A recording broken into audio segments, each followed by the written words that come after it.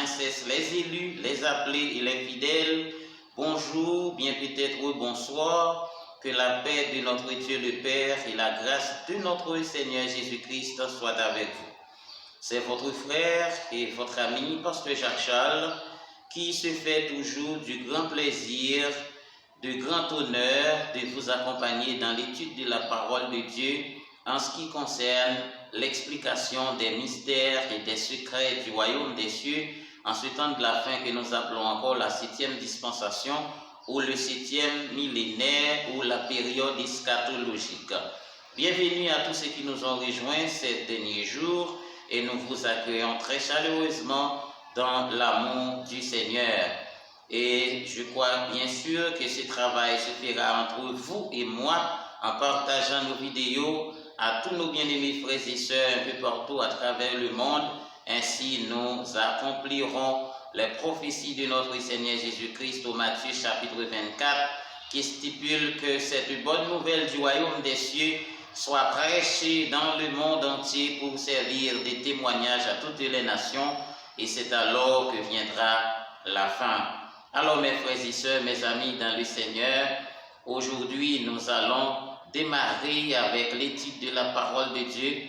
Je tiens à louer le Seigneur dès que vous avez pris votre place au sein du royaume des cieux et ensemble on va se plonger dans la parole de Dieu, on va se plonger dans la Sainte Écriture pour décortiquer les mystères, pour décrypter les mystères et les secrets du royaume des cieux en ce temps de la fin, des choses que Dieu a préparées pour vous et moi depuis avant la fondation du monde.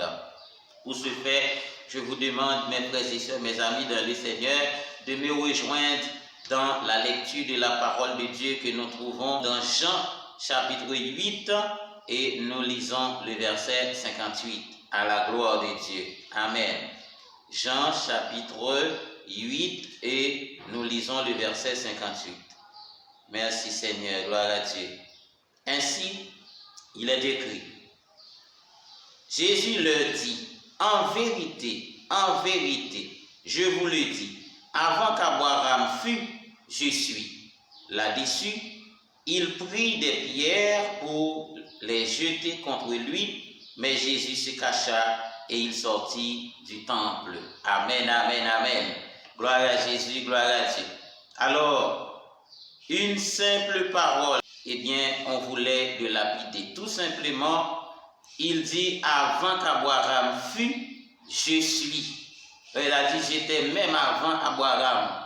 Et maintenant, nous allons tourner notre Bible dans Jérémie au chapitre 1. Notre Bible dans Jérémie chapitre 1. Et nous lisons à partir du verset 4 jusqu'au verset 10, à la gloire de Dieu. La parole de l'Éternel me fut adressée en ces mots. Avant que je t'eusse formé dans le ventre de ta mère, je te connaissais. Amen. Et avant que tu fusses sorti de son sein, je t'avais consacré, je t'avais établi prophète des nations. Je répondis, ah Seigneur, éternel, voici je ne sais point parler, car je suis un enfant. Et l'Éternel me dit, ne dis pas que je suis un enfant, car tu iras avec tous ceux auprès de qui je t'enverrai, et tu diras tout ce que je t'ordonnerai. Amen. Gloire à Dieu. Le verset 8. Ne les crains point, car je suis avec toi pour te délivrer, dit l'Éternel. Puis l'Éternel étendit sa main et toucha ma bouche. Et l'Éternel me dit, voici je mets mes paroles dans ta bouche. Regarde, je t'établis aujourd'hui sur les nations et sur les royaumes, pour que tu arraches et que pour que tu abattes, pour que tu ruines et que tu détruises, pour que tu bâtisses et que tu plantes à la gloire de notre Dieu. Alléluia. Béni soit l'Éternel, mon rocher, qui exerce mes mains au combat et mes doigts à la bataille, au nom de Jésus-Christ, notre Seigneur.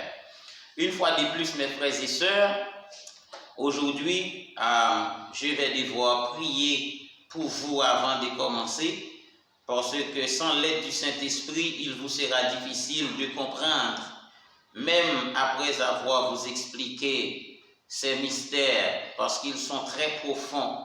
Amen. Gloire à Dieu. Seigneur notre Dieu Tout-Puissant, le Dieu d'Abraham, d'Isaac et de Jacob, en ce moment, je prie pour tous nos bien-aimés frères et sœurs qui nous regardent et qui nous écoutent à travers le monde. Seigneur notre Dieu, permets à ce que ce message soit compris à tous ceux et celles qui l'entendent, ô notre Dieu. Permets à ce que, ô notre Dieu, à travers TV du royaume des cieux, beaucoup de personnes arrivent à la connaissance de la vérité, comme il est écrit dans Jean 8, le verset 32. Vous connaîtrez la vérité et la vérité vous affranchira. Sois avec nous et bénis ce moment au nom et par les mérites infinis de Jésus-Christ notre Seigneur, celui qui vit et qui règne au siècle des siècles. Amen, amen, amen. Gloire à Dieu. Merci Seigneur. Alléluia. Alors mes frères et sœurs, mes amis dans le Seigneur, aujourd'hui nous allons plonger dans le grand mystère des élus de Dieu. Maintenant, nous allons parler des 7 mystères d'un élu de Dieu. C'est ce que le Saint-Esprit a mis dans mon cœur pour que je partage avec tous les enfants de Dieu à travers le monde. Les 7 mystères d'un élu de Dieu. Amen, amen. Je crois que c'est un sujet intriguant et qui incite la curiosité de tout un chacun pour comprendre qu'est-ce qui se cache dans les élus de Dieu. Amen, amen. Gloire à Dieu. Eh bien, mes frères et sœurs, il y a le mystère de la naissance. Ça, c'est un. Deuxièmement, le mystère de la tache de vin. Troisièmement, le mystère du changement de nom. Quatrièmement, le mystère de la marque. Cinquièmement, le mystère de puissance. Sixièmement, le mystère de l'épreuve. Septièmement, le mystère de la solitude. Si vous voulez que je reprenne, je dis les 7 mystères des élus de Dieu. 1. Le mystère de la naissance, le mystère de la tache de vin, le mystère du changement de nom, le mystère de la marque, le mystère de puissance, le mystère de l'épreuve et le mystère de la solitude. Alors, ce sont les 7 grands mystères d'un élu de Dieu. Mais aujourd'hui, mes frères et sœurs, ils sont tellement profonds, je crois que je ne vais pas avoir assez de temps pour vous expliquer, pour décrypter ces différents paramètres dans l'étude d'aujourd'hui. Mais ça, ce n'est qu'un début. C'est très important pour vous, mes amis, dans le Seigneur. Premièrement, il faut commencer avec le mystère de la naissance. Dans le mystère de la naissance d'un élu de Dieu, premièrement, on parle de l'annonce. Sa venue dans le monde doit être annoncée. Premièrement, soit par un ange de Dieu, soit par un prophète avant lui, soit à travers des songes que le Seigneur révèle à son serviteur ou à sa servante, et bien qu'il va devoir enfanter quelqu'un sur lequel Dieu mettra son sceau. Alléluia. Gloire à Jésus. Merci Seigneur. Alors mes frères et sœurs, dans le mystère de la naissance, il y a premièrement l'annonce de la naissance de l'élu. Deuxièmement, il y a le nom par lequel il se fera appeler, qui est donné aussi au moment de l'annonce. Et troisièmement, il y a ce qu'on appelle la tache de vin.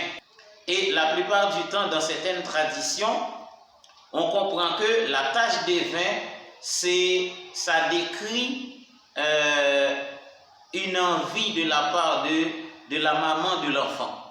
C'est ce qu'on dit dans ma culture. Le plus souvent, lorsqu'on voit une tache de vin sur un enfant, on dit « Oh, sa maman voulait manger quelque chose, mais elle ne l'a pas trouvé au moment opportun. » Donc, ensuite, elle a touché son corps et maintenant, c'est apparu ainsi. Et pourtant, mes frères et sœurs, cela se cache un très grand mystère. les élus de Dieu sont toujours marqués du sceau de Dieu. Alléluia. Gloire à Jésus. Gloire à Dieu.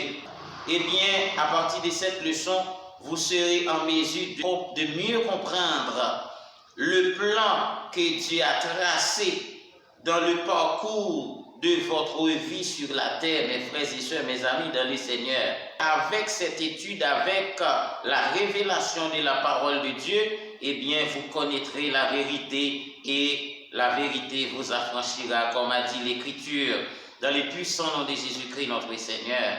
Amen. Gloire à Dieu.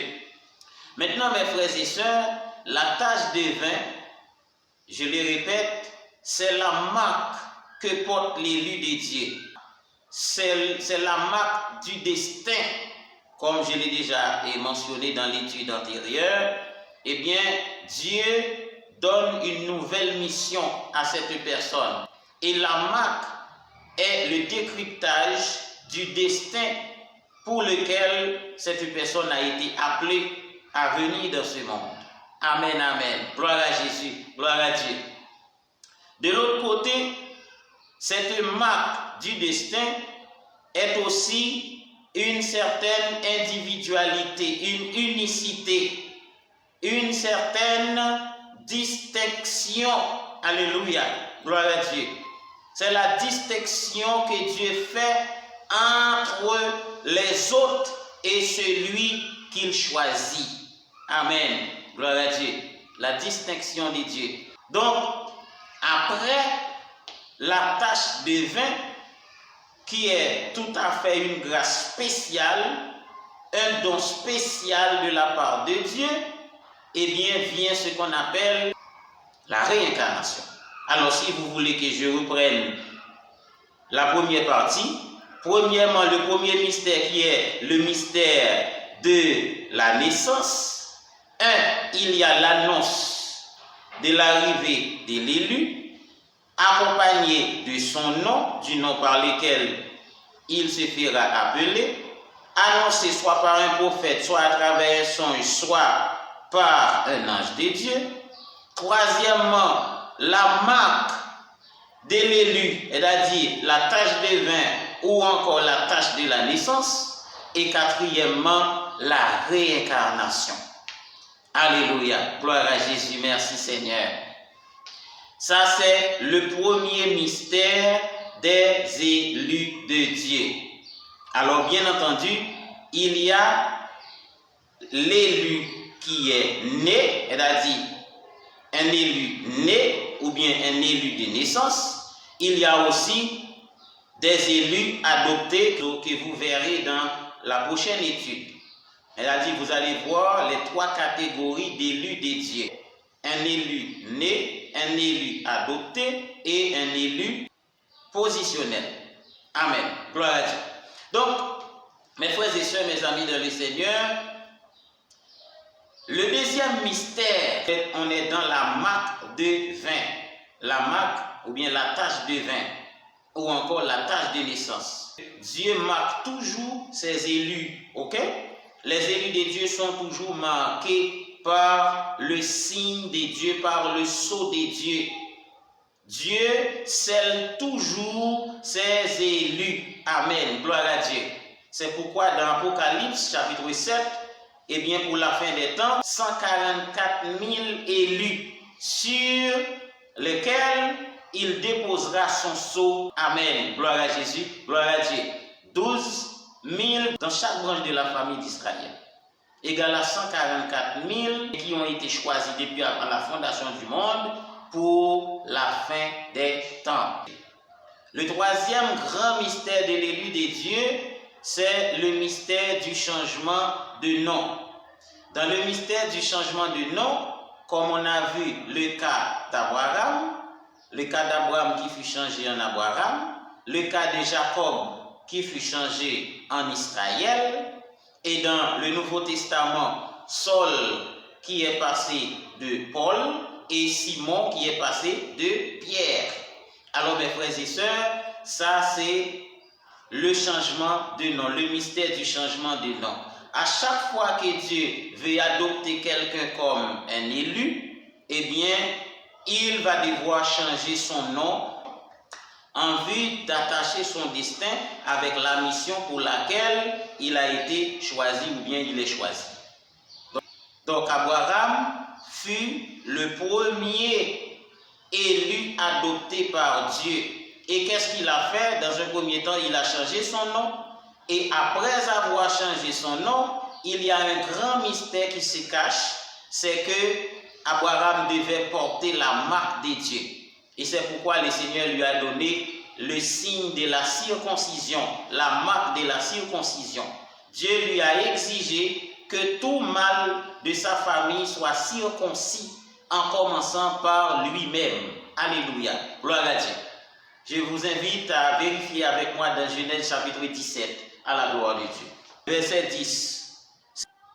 C'est ici mon alliance que vous garderez entre moi et vous, et la postérité après toi. Tout mâle parmi vous sera circoncis. Amen. Gloire à Dieu. C'est-à-dire, pour un élu qui est adopté, Dieu doit lui donner une marque. Il doit être marqué du sceau de Dieu. Et c'est pourquoi Dieu a exigé que tout mâle d'entre la famille d'Israël au temps d'Abraham soit circoncis pour être éligible dans l'alliance d'Abraham. Et vous allez remarquer plus loin aussi, l'alliance d'Abraham a été régénérée, si vous voulez, confirmée par Jacob lors de son retour de Charan. Il a combattu contre un ange de Dieu. On va trouver ça dans Genèse chapitre 32. Lisez avec moi s'il vous plaît. Genèse 32. Oui, lutte de Jacob contre un ange. Maintenant, dans le verset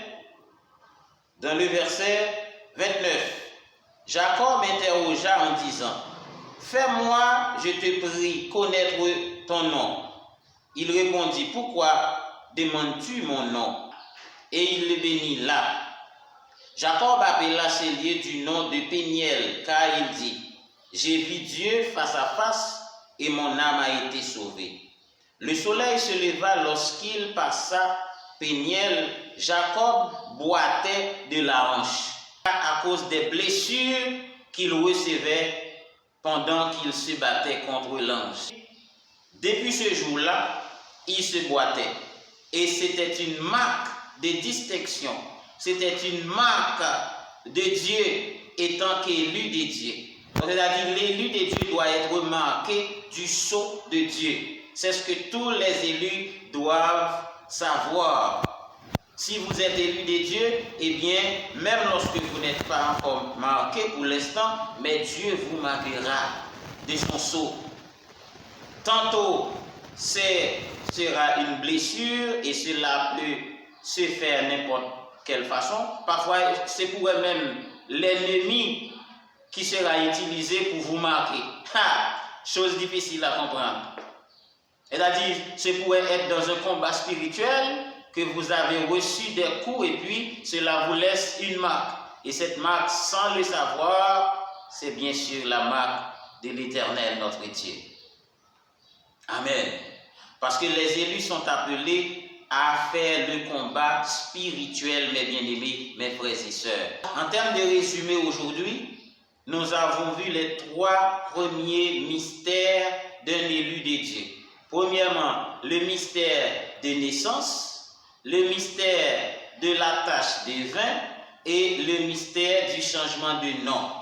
Nous avons dit pour le mystère de naissance, on a parlé de l'annonce du nom, de la tache des vins et la réincarnation. Pour le mystère de la tache des vins, nous avons dit que, eh bien, il y a un sceau avec lequel Dieu scelle tous ses élus. Amen. Gloire à Jésus, gloire à Dieu. Et pour finir, nous avons mentionné aussi le mystère du changement de nom. Tel a été le cas d'Abraham, le cas de Jacob, le cas de Paul, le cas de Pierre. Alléluia, gloire à Jésus, gloire à Dieu. Alors mes frères et sœurs, mes amis dans le Seigneur, je crois que cette étude a été une bénédiction pour vous. Et s'il a été bien sûr Rejoignez-nous sur notre channel TV du Royaume des Cieux en vous faisant abonner, afin de ne pas rater aucune de nos études à la gloire de notre Seigneur Jésus-Christ. Et nous vous aimons dans le Seigneur et nous vous disons Shalom, Shalom et Shalom. Aimez-vous les uns les autres comme Jésus-Christ notre Seigneur nous aime. Et soyez un comme Christ et son Père sont aussi un, comme il a été dit à travers les Écritures. Que Dieu daigne vous bénir de toutes sortes de bénédictions spirituelles et matérielles pour sa gloire et pour son honneur, dans les puissants noms de Jésus-Christ notre Seigneur. Amen, Amen et Amen.